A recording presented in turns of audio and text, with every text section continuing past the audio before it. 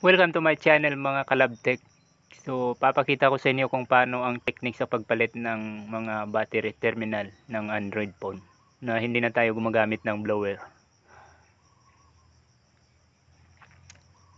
So, ito yung gagamitin nating pangpalit or pang-replace mga guys galing sa isang ibang board.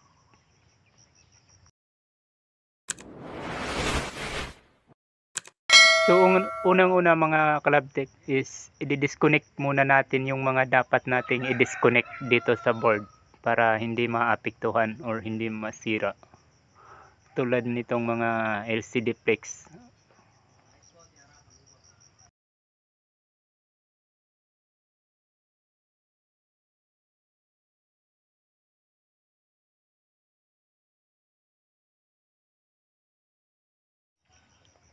Itong kanyang switch mga Kalabtik ay tatanggalin na rin natin, i-disconnect na rin natin para siguradong hindi siya maapektuhan or hindi magigisi yung kanyang flex or hindi maputol.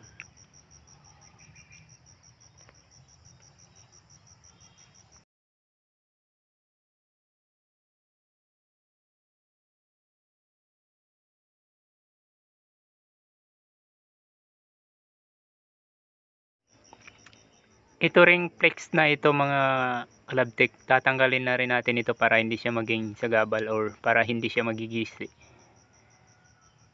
Tatanggalin natin ito. So pagkatapos nating tanggalin ito mga Kalabtik, lilinisin natin yung flex at saka yung kanyang pinanggalingan sa board, yung kanyang terminal dyan sa board. Lilinisin na rin natin para hindi magkaroon ng grounded yung makina ng cellphone.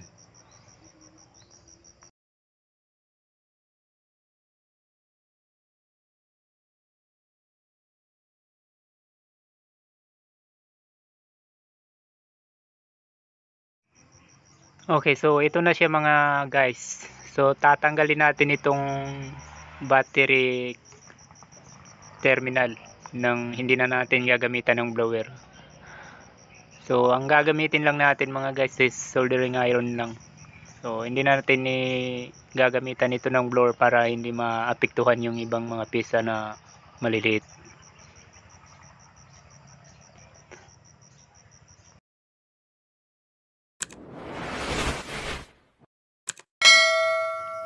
So lalagyan natin ng lead mga Kalabtik para lumambot yung dati niyang lead or dati niyang solda. Okay, so pagkatapos nating lagyan ng lead mga guys, itutulak lang natin patas tapos tusukin natin ng solda para maangat yung battery connector. Ayan. So iangat lang natin ng kaunti, wag lang masyadong malakas para hindi masira yung yung board. Ayan. So ulit-ulitin lang natin yung magkabila.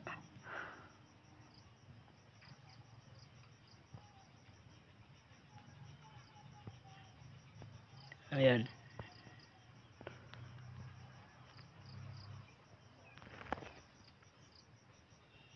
Okay. So nahiwalay na yung kanyang paa mga guys. Isa pa. Okay, ayan. So wala na yung dalawang paang nakakabit mga guys. Natanggal na siya sa board. So ang natitira na lang ngayon is yung tatlong pin na nakadikit o nakasolda. So ito na lang yung tatanggalin natin ngayon.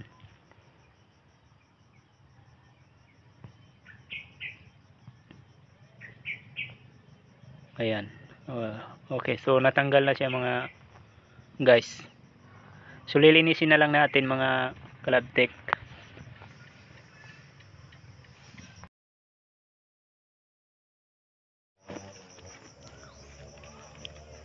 Okay, so dito naman tayo ngayon mga Kalabtek sa ipapalit natin kung paano natin tatanggalin. So ganun pa rin ang proseso mga Kalabtek kung paano natin tatanggalin ito. Kasi ito mga Kalabtek, hindi talaga natin ito pwedeng i-blow. Kasi nga matutunaw yung plastic niya, yung itim na plastic. Matutunaw yan pag tinamaan ng init. So hindi natin ito dapat i-blow. Ganun pa rin talaga yung proseso na gagawin natin. Pero yung tinanggal natin kanina, yung papalitan natin, pwede naman natin yun i-blow kasi nga sisirain din naman natin yun kasi papalitan din. Pero itong ipapalit natin mga kalabtik, hindi natin pwedeng i-blow kasi pag hindi natin nakuha yung tamang proseso ng pag-blow nito, masisira yung plastic at matutunaw. Kaya masisira yung battery terminal na kailangan nating ipalit. So ganun pa rin yung proseso mga kalabtik. Dapat tunawin muna natin yung mga LED or palambutin muna natin. So ang una natin itatanggalin yung dalawang magkabilang paa na nakakabit sa board. So iangat lang natin ng kaunti. Unti-untiin lang natin mga guys. Ayan.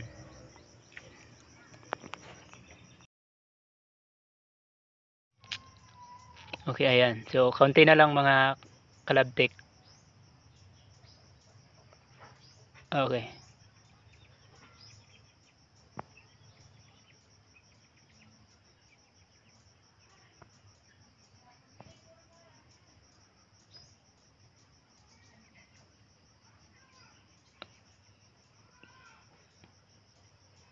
Okay, ayan. So natanggal na yung dalawang magkabilang paa niya ngayon mga kalabtik.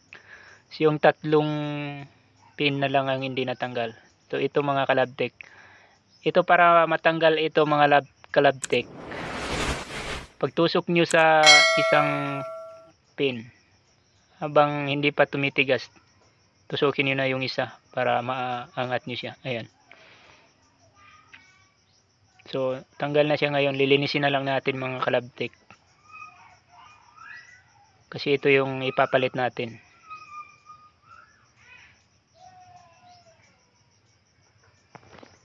Ayan. Okay, ayan. So ilalagay na natin ngayon mga kalabtik. So ito yung pinakamadali na ito mga kalabtik. Hindi na rin natin ito gagamitan ng blower para hindi na rin masira yung ipapalit natin. So mas madali na itong pagpalit mga kalabtik kung kumpara doon sa pagtanggal. So i-align nyo lang yung battery connector na ilalagay nyo mga kalabtik. I-align nyo lang siya ng maayos. Yan. And then pag na-align nyo siya mga kalabtik, ito magkaiba ito siya ng mga kuko pero same lang sila.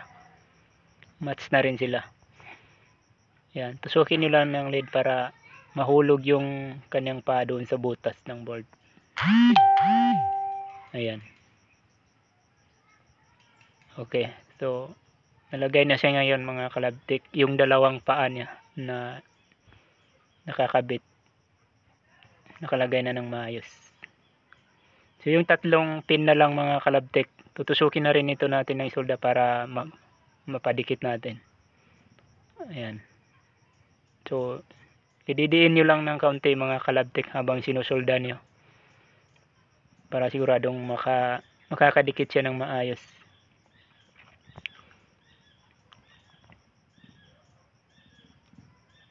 Ayan. Siguraduhin lang na maayos ang pagkakatunaw ng LED mga kalabtik para hindi magkakaroon ng disconnection. Ayan.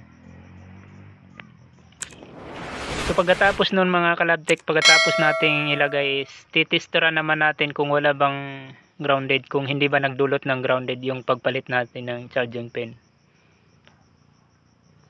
Bago natin lagyan ng battery, kailangan muna nating testeran kung wala bang grounded. Okay, yan. So wala naman siyang grounded mga kalabtik. Ibig sabihin okay naman yung pagkalagay natin mga kalabtik.